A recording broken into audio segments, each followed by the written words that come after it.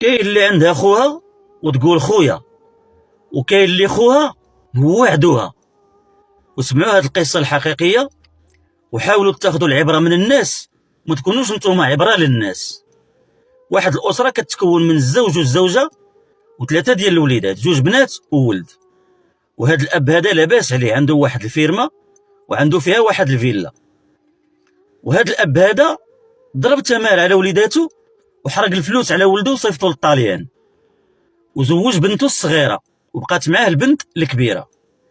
والبنت الكبيره هي اللي بقات هزاهم في الدار وهي اللي كتضرب عليهم تماره ومقابلاهم. وجات واحد الفتره ومرضات الام مسكينه وعانات معها هذه البنت هذه حتى توفات.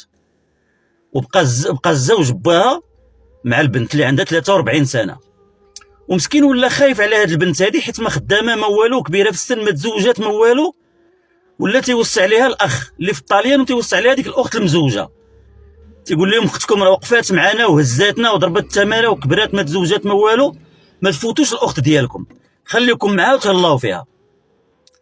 ومشات الحياه عاديه. واحد الفتره عمرض الاب مسكين وعاد تمرات مع هذه البنت هذه وعاد توفى الاب، ومشات الامور مزيانه وداروا الرجال الدري من الطاليان وجات البنت داروا الجنازه وكل شيء، وبقات البنت مسكينه اللي عندها 43 عام بوحدها في الدار. من بعد واحد 3 شهور الاخ الكبير اللي في الطاليان غيتواصل مع الاخت المزوجه ومع هذه الاخت اللي ما مزوجاش، غيقول لهم انا بغيت نشري منكم ديك الفيرما وديك الفيلا، لا بغيتوا تبيعوا لي نشري من عندكم. وهذيك البنت المزوجه غتوافق، تقول لي خويا انا نبيع لك، انا اصلا راجلي ما راه محتاج الفلوس وباغي يكبر المشروع ديالو، نبيع لك. ولكن البنت الصغيره ديك الكبيره اللي ما مزوجه 43 عام اللي جالسه في الدار ما بغاتش، قالت لي خويا ما نقدرش نبيع، ما عنديش فين نمشي، وخلي لي فرصه فين نفكر ونرد عليك من بعد. انا دازت واحد الايام وهي ديك البنت اللي ما مزوجاش اللي عندها 43 عام تعيط لخوها اللي في الطاليان تقول له خويا انا راني بغيت نبيع لك ولكن عندي واحد الشرط. قال لها ما هو؟ قالت لي انا بغيت نبيع لك وبغيت نمشي للحج وانا ما خدامه ما والو، بغيت ندير تحتي شويه الفلوس ولكن تخليني في الدار ما عنديش فين نمشي. الاخ ديالها قال لها الله ودي اختي واش انا غادي ندوز اختي الكبيره وانت اللي ضربتي علينا تماره وكبرتينا وربيتينا وبقيتي مع الوالدين مساكن حتى دفنتيهم، ما ندوزش اختي انت غتبقاي في الدار. قالت له صافي الا كان هذا هو الاتفاق ديالنا انا غنبيع لك. دازت شهر وهو يهبط، من يهبط مشى جاب واحد السماسريه صحابو وجابهم ودار العقود ديال البيع، وشحال باع عليهم؟ عطاهم 36 مليون للوحده، مع العلم ان غير ديك الفيلا بوحدها كتجيب اكثر. وهو زور الاوراق وضحك عليهم بالتدخل ديال السماسريه، ضحك عليهم وباع عليهم غير ب 36 مليون للوحده. البنت المزوجه عطاها فلوسها 36 مليون، مشات بحالها دارت مع الاجراءات. البنت الصغيره دارت مع الاجراءات حتى هي، سجلات مع حفظات مع كل شيء في سميتو، ولكن عطاها غير 6 المليون. قالت لي خويا فين هي 30؟ قال لها شوفي انا ما قدرتش نجيب فلوس بزاف معايا، راه غنوصل في السيمانه الاولى غنصيفط لك 30 مليون. ومشى حل ليها حساب في البنك وحط لها 6 المليون ومشى. داز السيمانه ما صيفط ليهاش، وهي تواصل معها قالت لي خويا درتي معايا سيمانه وما صيفطتي لياش. قال لها انا غنصيفط لك. بقى كيجرجر فيها دازت واحد الشهور وبقات كتغوت عليه، قالت لي خويا وما عطيتينيش وكذبتي عليا وهادي. المهم تزايدوا في الهضره ولاو كيتعايروا بيناتهم. قال لها واش نسيتي انت الفلوس اللي كنصرف في الدار؟ انت جايه كتقولي لي 30 مليون. قالت لي نعس الشيطان اخويا، انت كتهضر لي على 10,000 ولا 12,000، انا راه كنهضر معاك على 30 مليون حقي في الورث. قال لي شوفي ما كتساليني حتى شي حاجه وخرجي ليا من الدار ديالي. وبقات مسكينه كتبكي في التليفون. وداز واحد 3 ديال السيمانات هو مزوج طاليانيه ولاباس عليه، خلى مرته في الطاليان وهبط بوحدو وخرج الاخت ديالو من الدار وهي كتبكي ما عندها فين تمشي. وعياو عليه الجيران، قال لهم والو باعت ليا وراه عندي القانون ديالي تخرج ليا من الدار ديالي. ووقفوا معها الجيران مسكينه ومشاو كراو لها واحد الدويره عندها ديك 6 مليون، كراو لها واحد الدويره صغيره وبقات عايشه فيها، وهو مشى بحالته للطاليان. دازت 9 سنين وهي مسكينه ديك الفقصه ولات كتصلي وكتدعي فيه في كل صلاه، كتقول حسبي الله ونعم الوكيل فيك وانا ما بغيتش نموت حتى نشوف الايه ديال الله فيك، وكتدعي فيه.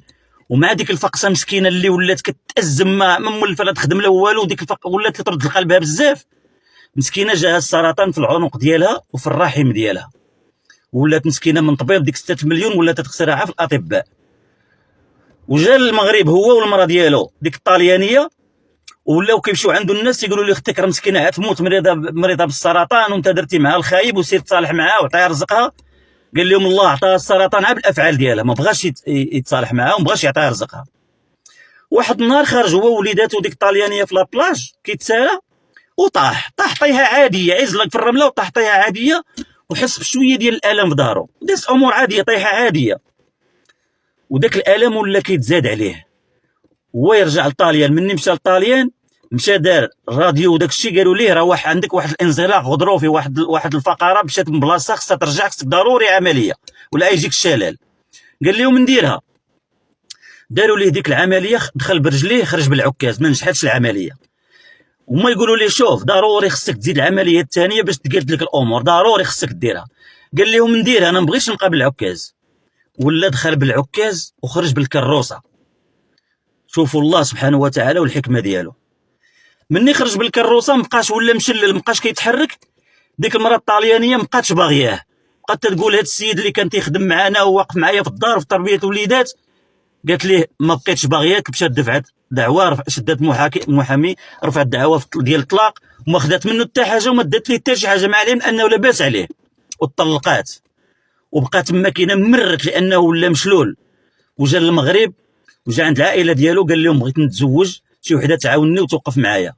ومشاو دبروا ليه على واحد السيده من العائله، وفعلا بقات واقفه معاه هنا في المغرب، وهو عنده الوراق وكل شيء، ودار لها الورقات ديالها وكل شيء، وداها مع الطاليان وعياو عليه الناس ومبغاش يتصالح مع اخته. دوز عام في الطاليان، هذيك بنت العائله المغربيه طلعت حسكه، وهو دار لها الوكاله باش كتسير كل شيء، عنده المشاريع تما باش هي اللي كتنوب عليه، هو ما كيتحرك ما والو. صدقات ضربات ليه كل شيء، دات ليه كل شيء وهربات عليه، خلاته بوحدو مشلول ومبقى عنده حتى شي حاجه، ولا فقير. هو يرجع للدار ديالهم والفيرما اللي في المغرب، ورجع لتما كاينه، والناس ولاو كيدموا فيه، ما كيعبروا حتى شي واحد، ولا عايش وحيد، ولا مدلول وفقير وما تيقدرش يهز الماء باش يشرب. وهو يفكر في اختو، قال هذا الشيء دعاء ديال اختي، وطلب الناس والعائله ومشاو جابوا ليه اختو. قال لها اختي انا بغيتك تسامحي ليا، ها 30 مليون ديالك. عطاها 30 مليون، خدات 30 مليون وقالت لي حسبي الله ونعم الوكيل فيك، وانا خصيمتك عند الله وما نسامحك لا في الدنيا ولا في الاخره، وانت هو السبب ديالي ديال التشرد ديالي وسبب ديال هذا المرض اللي جاني، وانا ما نموت حتى نشوف الايه ديال الله فيك. وهذا السيد بقى عايش مشرد، وبقى غير اللور، وبقى غير في تماره، ما تيلقاش حتى اللي يعطيه كاس ديال الماء، وبقى تيبيع داكشي اللي عنده حتى ولا كيسعى في الزنقه. وشوفوا الايه ديال الله سبحانه وتعالى. وديك البنت فرحات، قالت نحمد الله ونشكره، ما نموت حتى شفت القوه والعظمه والايه ديال الله في هذا الاخ اللي ظلمني. وما ربك بظلام للعبيد. شوف اي ظلم كديرو خصوصا في الاقارب، والله الله ما يخرجها لك طريف، ياخذ فيك الحق في الدنيا قبل الاخره. شوفوا هذا كيظلم الاخت ديالو وشردها، مع العلم ان الوالدين وصاوهم، ولكن الله سبحانه وتعالى انتقم منه. كنتمنى تاخذوا عبره من هذه القصه. السلام عليكم ورحمه الله وبركاته. هاد القصة الإخوان اللي سمعتو راها حقيقية وفيها بزاف ديال النصائح للناس. كاين بعض الناس أو بعض النساء عندها خوها كتعيط له خويا، وكاين بعض النساء الله يستر الأخ ديالها هو العدو ديالها.